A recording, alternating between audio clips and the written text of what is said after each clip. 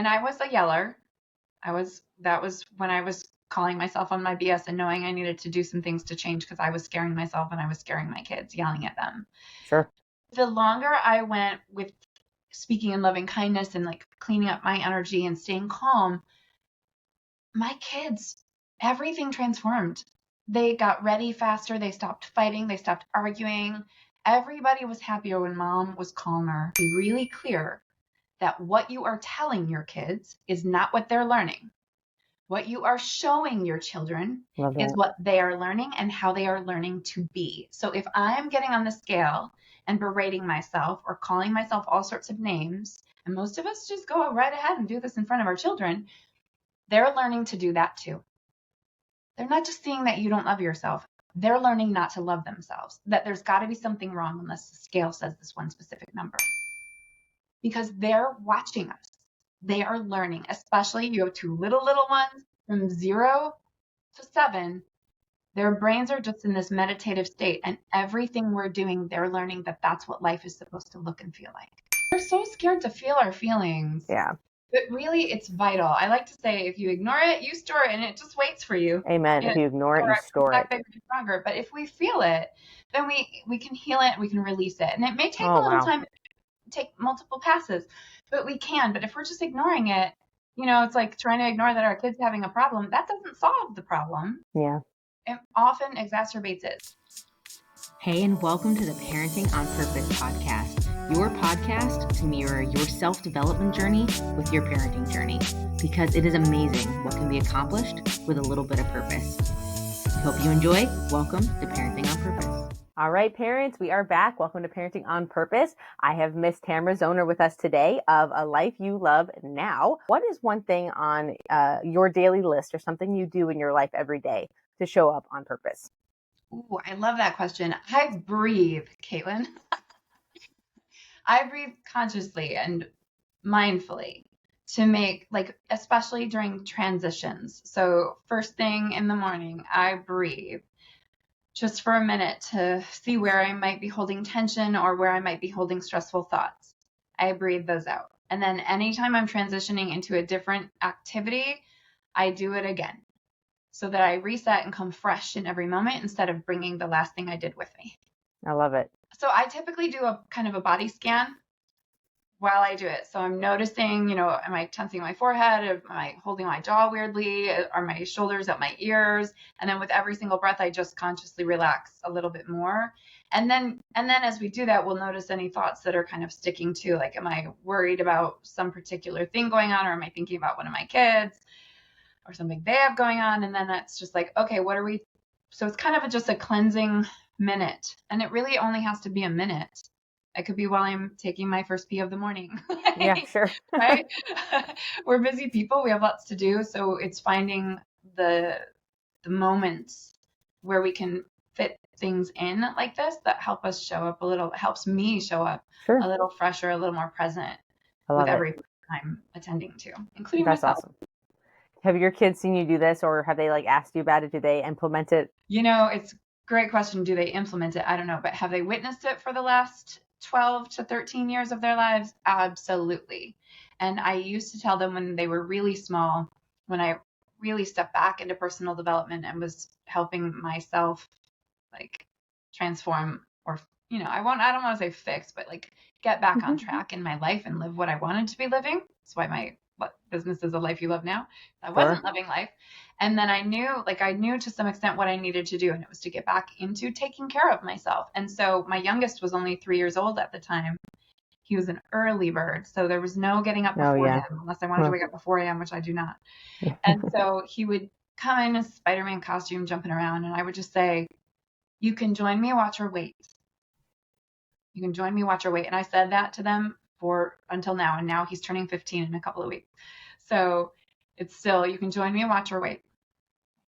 So they've witnessed my self-care for over a decade. And I trust that whether or not they use it always, sometimes they'll let me practice on them. Sometimes, they'll meditate or do yoga with me, but most of the time they won't. But I trust that I'm planting the seeds that they will nourish when they're ready to. Exactly. Yeah. You have to let people do it at their own time frame. Mm-hmm. I love that. Why you're referring to you doing your self-love practices in the morning of you may join me, watch or wait. Sometimes for me and my husband, that's like us sleeping. You may join me, you may watch, or you may wait. Like you may go play, or you will let me sleep. Because like sometimes my 4-year-old is up at like ungodly hours. I'm like, oh my gosh, like yeah. So I will use that. That's awesome. When my son was 5, I drew a picture of a digital clock, and I was like, when the numbers on this piece of paper match the numbers on your clock, then you can wake me up. But if it's before that, again, yeah, you can either just go back to your bed or you can quietly crawl into mine. But I'm sleeping until 7 a.m. or 6 a.m. or whatever it was that week, you know. And we try to do it. The kids nowadays are just built differently. They're just built differently. Like my husband had, so my son, he could watch something educational. So like Mouse and Cookie was on the TV. And then I'm hearing like feedback or like double. I just had gotten home from work and I'm like, I feel like I'm hearing double audio. So I like get closer. He has his iTablet, his iPad out, and he's watching Spider-Man while Mouse and Cookie's going. Because I'm like, oh, these kids are too smart. It's so funny. I love this. Well, you mentioned something at the beginning of you weren't loving life. So you decided to go on this journey of I'm going to use your word of fixing that for yourself, or just, I would say like getting back on track, or just like adjusting the GPS and finding that life you love. And I think this is very worth mentioning because I think a lot of our listeners find ourselves in this place. You're not necessarily, you don't love your life, right? There could be many amazing things going on that you love and appreciate, but you do feel this calling to do something for yourself. Societal norms, or it's almost like a badge of honor as a parent to lose yourself in this parenting journey and to just be only a parent.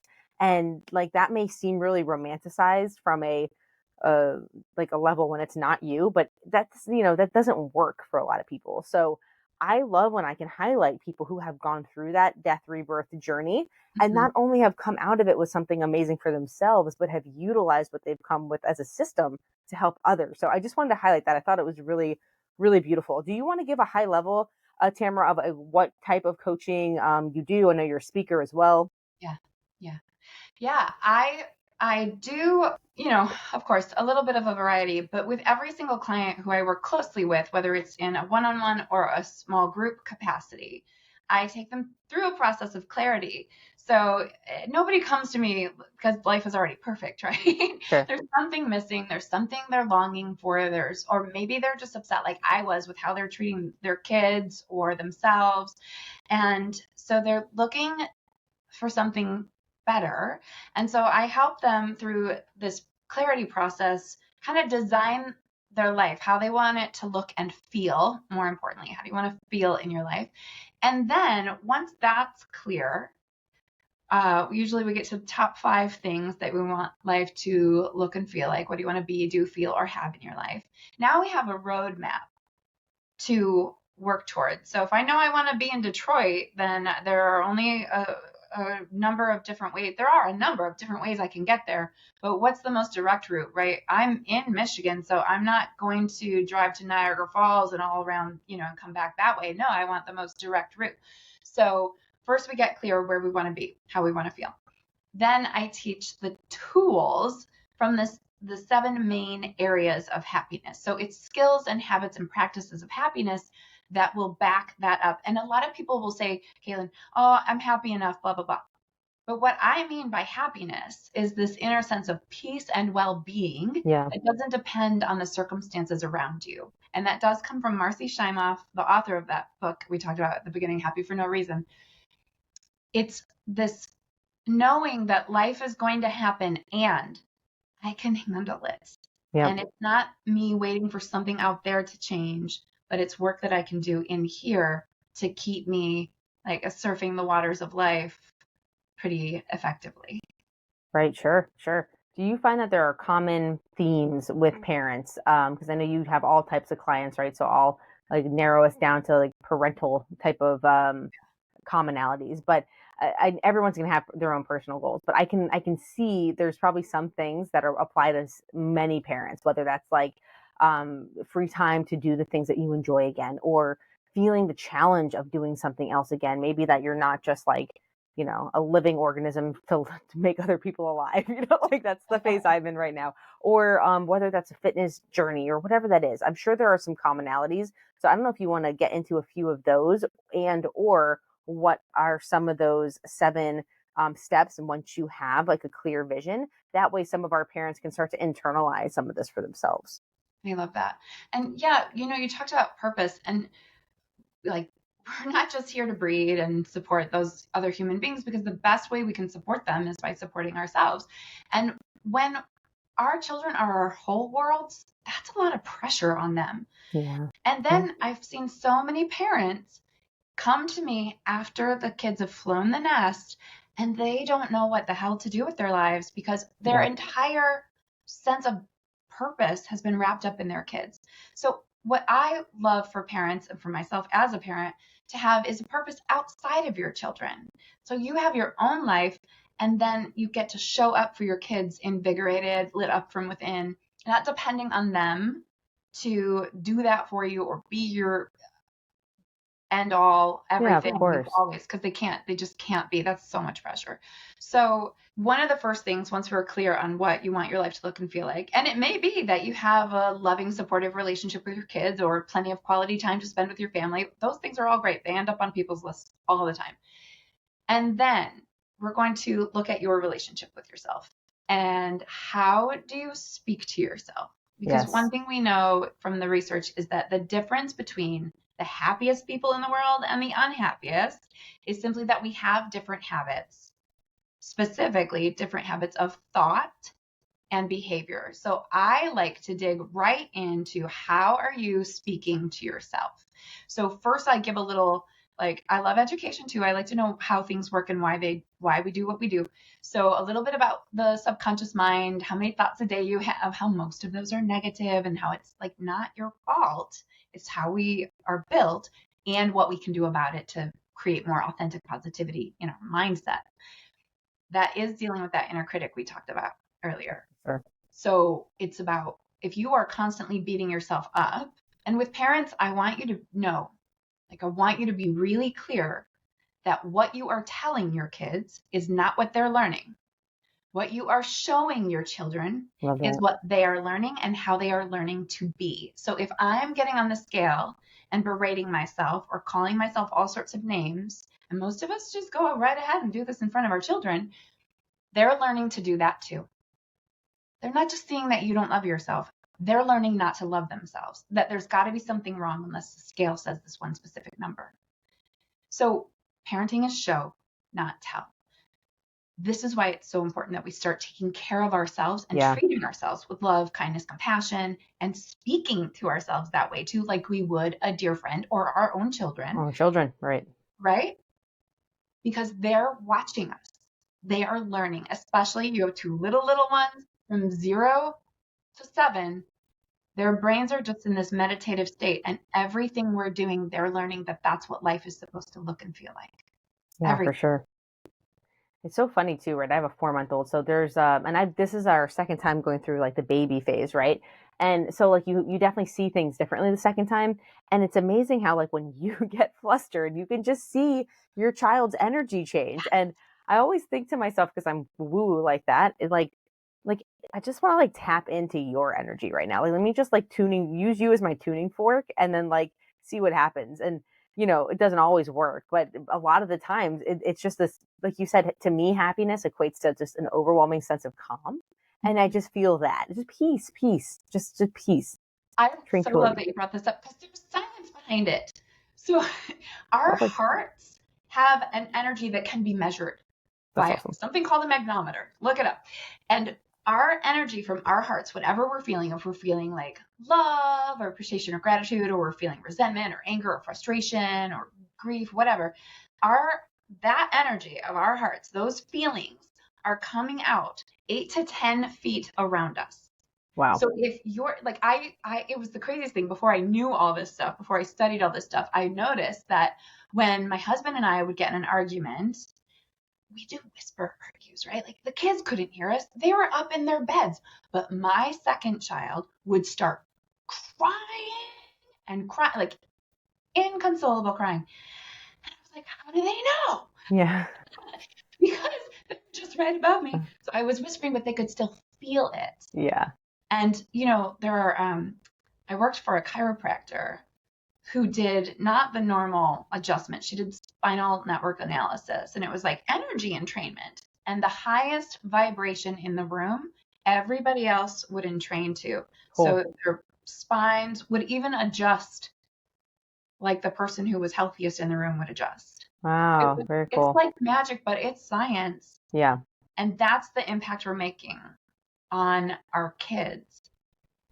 And I was a yeller.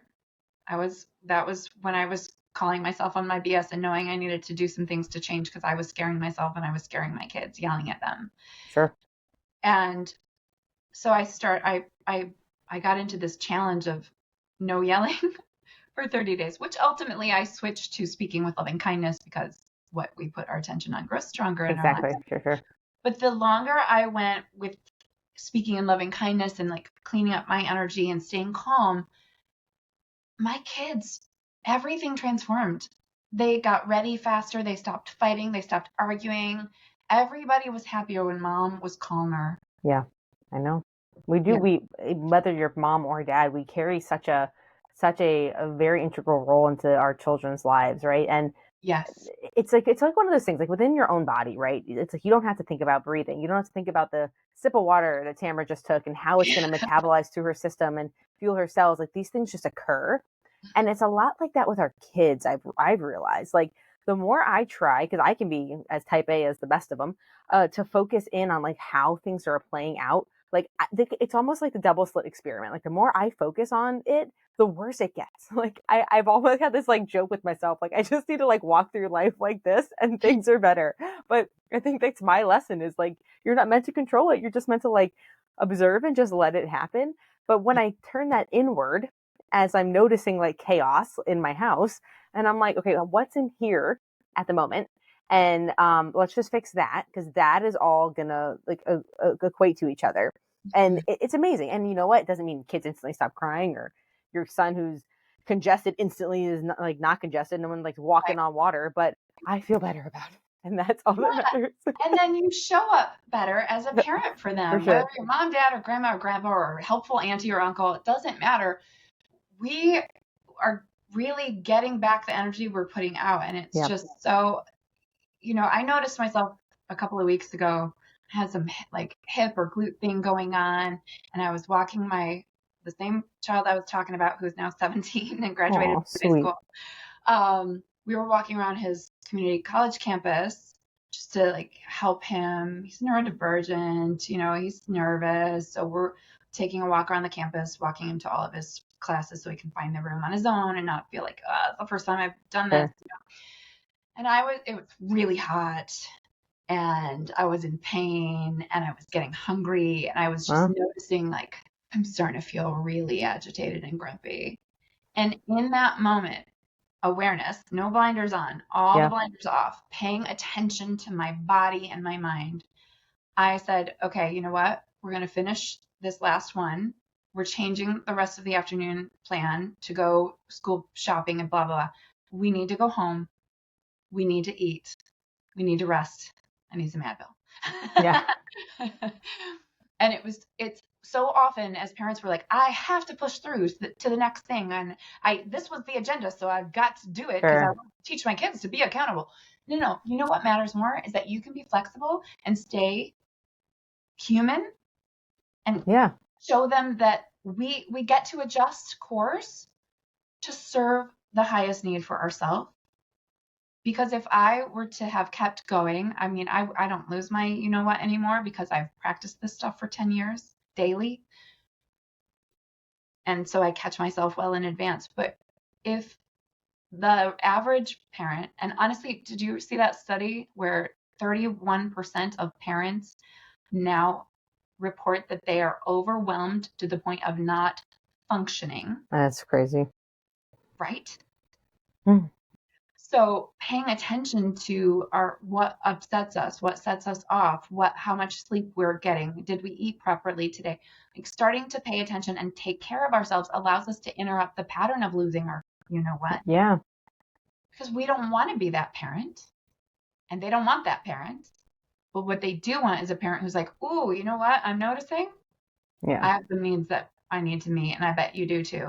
Let's just change our plans and go home and take care of ourselves. We can do the shopping tomorrow. Yeah, especially if he's feeling overwhelmed to begin with, right? Like, Right. meet anxiety with more anxiety. So I want to get into some of the specifics on the self-talk and so the subconscious, and our ability to influence it. Because I think if we can start to understand that as parents, we can really help with what we package for our children. If you think back to when you were a kid, all the limiting beliefs that you now have as an adult came from something innocuous that you heard from a parent, a guardian, an uncle, a babysitter, something like that. And as kids, we just take that stuff. And when it becomes a part of, like you said, like your identity, you start to identify with those things. And it takes a lot of unlearning or like unpeeling as an adult to shed some of that consciously and be like, oh, I actually don't believe that. And that doesn't serve me. So I can let that one go. But like, it's a process. Yeah. So if we can just help our kids, right, by doing it ourselves and understanding it better. So walk me through wherever you want to go with it, but I would love to hear like maybe some of the common themes that you've seen with self-talk and how you help people through it. Let's start there. Okay. First, I like to teach, like, here is how our mind works, right? We have a negativity bias. So there's nothing wrong with you if you have negative thoughts. This is how this is why we evolved. So know that 80% of your thoughts on any given day are likely negative if you're an average person who hasn't done 10 years of work in this. So we lean negative. Okay. So we don't want to add beating ourselves up for having negative thoughts to it. We just want to notice. And then there are different tools and techniques where we can start to retrain the brain to look for the positive. But we start where we're at. So if we're in a negativity bias and we're probably saying things to ourselves like, oh, I'm not good enough for that, or I never finished my degree, so I suck, or I won't get it, or I'm never going to get this promotion, or ultimately the belief that most people have, the one negative limiting belief that most people have is that I am not enough of something, right? I'm not good enough. I'm not skinny enough. I'm not pretty enough. I'm not smart enough. I'm not educated enough. I'm whatever. Most people have this underlying I am not enough belief. And so what we do as a practical exercise is we start to, first, again, it's noticing. So just like we did with the body, I do that with the thoughts, noticing what we're thinking. So I like to have people just for a week, just pay a little more attention to the quality of your thoughts. You have around 60,000 thoughts every day. Most of them are the same ones you've had over and over and over. So then we're noticing. But an exercise that I do with clients once they're beyond the noticing stage is to write down up to 5 things that you say to yourself, 5 critical things that you are noticing you say a lot to yourself. And then we implement what we call a stop word to interrupt. Oh, nice. Okay. Interrupt that pattern of thinking. So every time I'm noticing, oh, why should I even bother applying for that job? I'm not qualified. I'm not good enough. Stop. Or whatever it is. I used to do the Billy Crystal's wife from The Princess Bride, liar, liar, liar. Some people will just say stop, cancel, delete. One of my clients, he used platypus because it broke him out of the thought. Whatever interrupt you can do, it works. Yeah. So we implement this stop word. Now it's important to note that inner critic, as I'm calling it, that bully in the mind, who you might think is the only thing that gets you motivated. It's not true. It's your subconscious mind, and its whole job, it's doing its job. It's such a sweetheart. It just wants to protect us. Yep. It wants to keep us safe. And safe to the subconscious mind, which is running, around 95% of the show, give or take. Safety means status quo. Even if we don't like what we're experiencing in life, we know it. We know it, it's familiar, so the subconscious mind wants us to stay here. So we interrupt that thought, oh, don't bother applying, don't bother is a lot. If you hear yourself say don't bother, look at that. Stop, cancel, delete. Now we need a new thought to replace it. Any habit, whether it's a habit of thought or a habit of behavior, we can't just dump it. We've got to replace it. The brain needs to fill the hole that is left. So now I just say, okay, what's the absolute opposite of that critical statement? If I'm saying I'm not good enough, then I just drop the not. I'm good enough, right? Now we start practicing that. Oh, I'm not good enough. Stop, cancel, delete. I am good enough.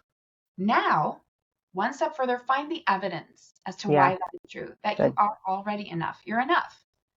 You know enough. Okay, you've got this degree, that certification, blah, blah. You've been doing podcasting for 10 years. Who knows? You can find 3 to 5 pieces of evidence as to why it is true that you are enough, or whatever your positive statement is. And then now for the rest of your life, please interrupt that critical thought. Exactly. Cool. It's not a practice for a day or a week or a month or a 9-month program with Tamara. It is a lifetime practice that with practice becomes your new habit. So now I'll catch myself, whereas I might have ruminated for years or months on some not good enough, especially as a parent. Good God, I have a kid with severe diagnosed anxiety disorder. Did I take that to heart as something that was wrong with me for a while? I sure did. Yeah. I sure did. And I had to do a lot of work on recognizing whose journey is whose. This is hers. This is mine. And I'm actually not responsible for her anxiety. She came into the world anxious. So worst morning sickness I ever had. Yes. And literally it never stopped for her. Now she's 19 and she's a sophomore at college and she's doing great. She's still anxious. Of course. She is. Right? And if I make it about me, I can't rob support her. I do my work, cleaning up my thoughts, my energy, and then I can support her. Sure. Her journey. Yeah. Yeah, it's good. Awesome. It's amazing, right? Parenting has become such a heady thing, like where we really have to think about our role in that. Like you go back generation or two, like this was not a thing. Like we're in a very different area of like the Maslow's hierarchy triangle. I always bring that up, but it's like we're doing a really good job. Like the fact that you're even thinking these things like makes you a really good parent, right? And what I have seen is like what makes me a really good parent is that presence and that cognition that also makes me strive to be a better person. So I can easily parallel those two together by just treating my children as an extension of myself and vice versa. And that was a huge like learning point for me because I used to treat my children really well. And then myself, I would have the leftovers.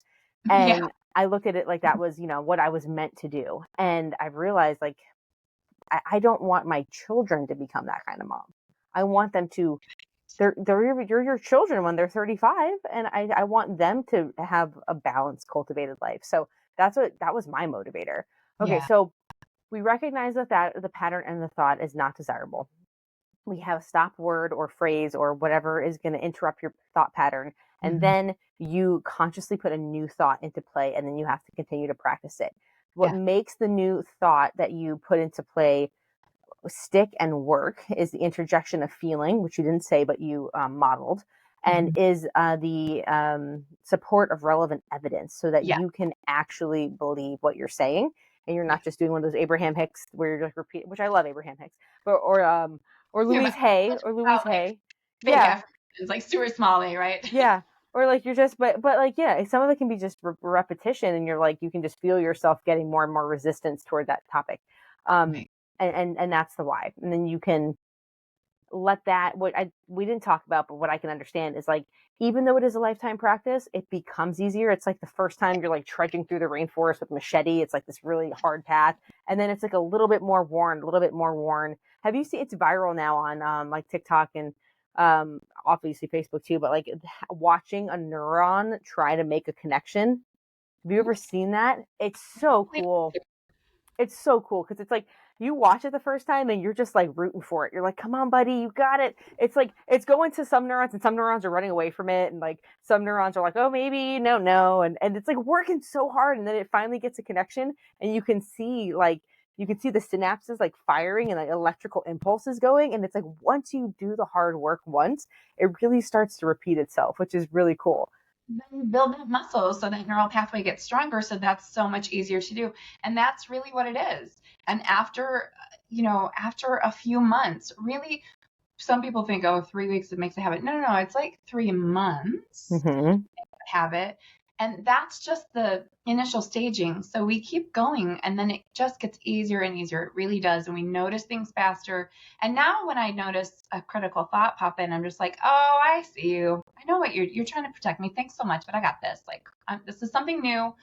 That doesn't mean I'm threatened, right? It's just something new. I can do this. Absolutely. Yeah. Yeah. And how I try to look at it now is it's happening for me, not to me. Right. Like, Yeah. right. Yeah. Like so often I'd be like, God, what's happening for? Like what? And then I came to like, okay, what about my current situation caused this? And I'm ready to release it. And then I always try to get more childlike curiosity. Like, okay, what lesson is in this for me? And then like, the universe is like playing with me. Okay, perfect. Now can we move on? Right. And just sitting in that crap and just enjoying it when it's happening. And then you can just take all the pressure off of you to have the right answer. Like we're not supposed to be perfect. We're so scared to feel our feelings. Yeah. But really, it's vital. I like to say, if you ignore it, you store it, and it just waits for you. Amen. If you ignore it, you store it. Stronger. But if we feel it, then we can heal it, we can release it. And it may take Oh, a little wow. time, take multiple passes, but we can. But if we're just ignoring it, it's like trying to ignore that our kid's having a problem. That doesn't solve the problem. Yeah. It often exacerbates it. So if we are just willing to be with ourselves in these moments of whatever we're feeling, then it's so much faster. The process, we can breathe again, and we're like, oh, thank you, because feelings just want to be felt. That's why we're here, right? To have emotions. If you ignore it, you store it. If you feel it, you can heal it. I love that. That's awesome. So good. Yeah, that's really good. And so one of the practices that I start parents with is a calming technique. We just got to calm down, really. Mm-hmm. And it can be 1 minute up to 5 minutes. No more than that. You can do it on the toilet. I don't care where. You can do it while you're vacuuming or washing the counter. And if you have the time and space to take 5 minutes for yourself, great, you deserve it. Do it. We take 1 minute to simply notice our breath. I'm going to keep it to 3 minutes so it can be accessible to everybody. You can do this before, when you're in school, drop off line, anywhere. Take a moment to let your breath get a little deeper and a little longer. You don't have to be taking huge breaths, just a little deeper, a little longer. Close your eyes if you can. In and out your nose, belly breath, all that good stuff. You'll start to notice yourself calm down just with that. Level 2. Imagine the breath moving in and out of your heart center. We talked about the heart and its energy. Yeah. There is a relationship between the heart and the brain and our happiness and our well-being, most importantly. So imagine the breath moving in and out of the heart center. Some people, I say, okay, put your hand on your chest if that helps. Some people envision a white or green light. Breath in, breath out, light in, light out. You're going to feel even more relaxed after a minute of that. Level 3, consciously cultivate feelings of love, appreciation, and gratitude. I still think of my youngest, sweet baby Cheeks. They're not baby Cheeks anymore. He's 15. But that snuggle, that smell, or that favorite place in the world, or someone with whom you simply feel good stuff. And you consciously cultivate the feelings you feel of love, appreciation, and gratitude. And you really let them fill you up. And if you're in a hard moment where you just can't, then you just say the words, love, ease, compassion. Love, ease, compassion. But you do your best to really feel it. And that's just 3 minutes of your time. Everyone has time for that. We can take the time for that. What we've done now, we've lowered the stress hormone in the blood. We've boosted the immune system, also very important as parents of kids. And we've put the brain back online so it can now think, function, strategize, problem solve. We can't do that when we're in an emergency, fight or flight. So just 3 minutes. You're calmer. As we talked about earlier, your kids will be calmer. But now you can show up. You can do this when they're playing with their shoes, when they're supposed to be getting them on. Because here's the other more practical and personal tip. When I was really working on lengthening my pause button with my children so that I could respond instead of react, when my kid, and it seemed like it was always my middle, was really pushing my limits, really challenging me to stretch and grow, like first thing in the morning when he wouldn't get out of bed, I would say to myself, remember how much you love this child. Remember how much you love them. And that's like the same thing, right? I immediately start breathing deeper. I'm consciously cultivating a feeling of love. It calms my nervous system down so that then I can act in a calm way too, which supports the relationship that I desire with my children. And today they're all 19, turning 18 next week, turning 15 the week after. They still love hanging out with mom.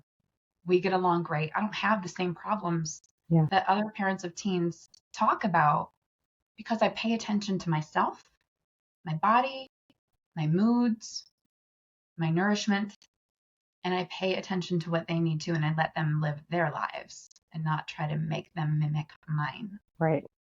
That's one of the big dangers of being reactive is you're also at the same time trying to juxtapose the round peg, square hole, like this is the way you should live, but look how miserable I am. And they do, and they know. And so they're not going to do it. Right. They will repeat it if they don't wake up, right? I have 3 siblings. 3 of them are repeating my parents. I'm not. Yeah. And I don't want my kids to even repeat mine. I want them to live their own, like make up something new. I always enjoy that when my son is like, or my daughter, it's typically for me, it's more my daughter. She's 16 and she's amazing and she's going through that phase. But it's like when she really challenges me, I'm like, do I really want her to emulate me or do I really want her to be her? Because it's really more for us, right? Like it wakes us up. Yeah.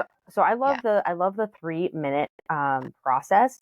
And I think I'm going to take one step beyond, right? And then I'll wrap us up. But I love it because it's not just going to get you out of reaction mode and like cortisol, fight or flight, high reactivity. Mm-hmm. It brings you into the place where you can actually start creating again.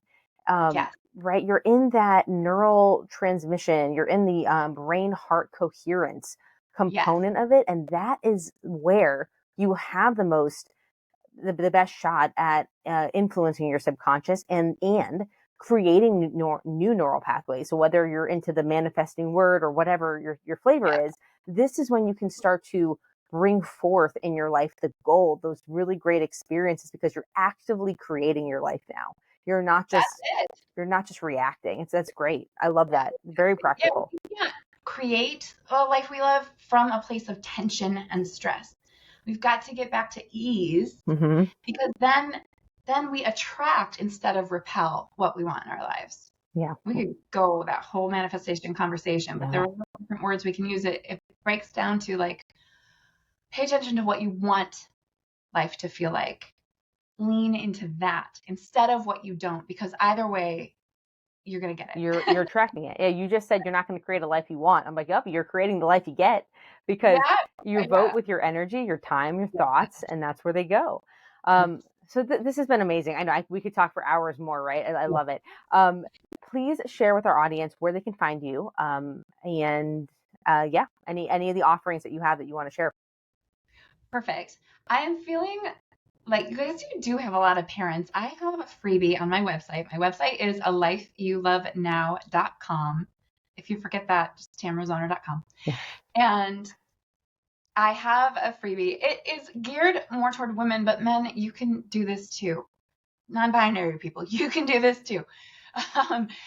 It is called 10 Tips for Dating Yourself. Oh, cool. And then 10 solo dates to get you started. And it's really about taking time to get to know yourself. And parents, if you don't have the time, if you're still like you are, Caitlin, with babies and it's so physically demanding, well, guess what? You can hire a babysitter. You can take an hour for you, and you've got to. So this is a freebie on my website right now. I just offered it on another podcast. So all you have to do is go there, and it's free. So just go there, get it, use it. Tell me how good it was for you. And then I love to play on Instagram and Facebook and YouTube and Insight Timer. Actually, I do lives on Insight Timer now almost every week. It's a meditation app. Okay, cool. And that's one of my favorite places to show up. So nice, awesome. I've never heard of that, so I'll have to check it out. Insight Timer. I have a few meditations on there. I have one specifically for parents. Oh, very good. We'll have to check it out. That's awesome. Well, Tamara, thank you for your time today and sharing your insights. I love it. I appreciate it. I love the 3-minute practice. I might do that now because I have 5 before my next call. So that's amazing. Yeah. For transition. Love it. Yeah, the transitional breath too, so good. And parents, thank you guys for being here week after week. We love sharing our insights with you. We love doing this journey of life with you and your families and love hearing how it impacts you. So we'll see you next week. Until the next perfect time, everybody, stay beautiful, stay inspired.